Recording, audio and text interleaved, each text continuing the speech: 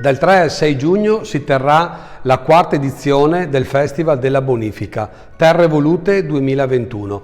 Ritorna Terre Volute, Festival della Bonifica, che si propone di diffondere il programma d'azione dell'Agenda 2030, sottoscritta nel settembre del 2015 dai 193 Paesi membri dell'ONU. L'evento si terrà a San Donà, una bellissima cornice che ospiterà non solo simposi, convegni che caratterizzeranno alcune giornate, ma anche molto altro come gli spettacoli in modo particolare e moltissimi tour e visite del territorio. Tra i temi indagati: rispetto per l'ambiente, il diritto ad un lavoro dignitoso, la salute e la qualità della vita, un'economia etica e un diverso modello di sviluppo.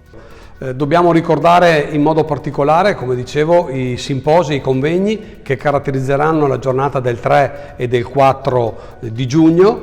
La giornata di giovedì 3 giugno sarà caratterizzata da due momenti importanti.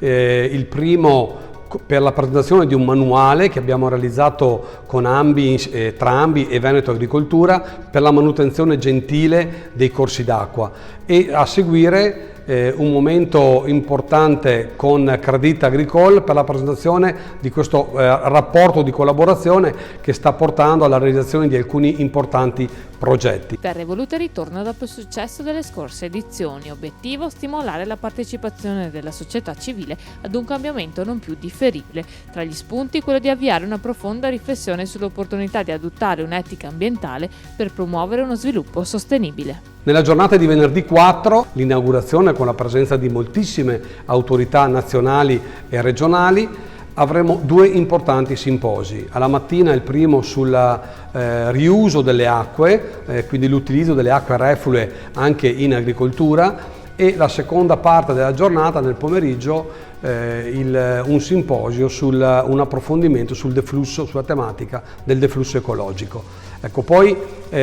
a seguire di queste giornate, alla sera e durante i pomeriggi ci saranno appunto spettacoli e visite del territorio. Invitiamo veramente tutti a partecipare a queste intense giornate del Festival della Bonifica Terre Volute 2021.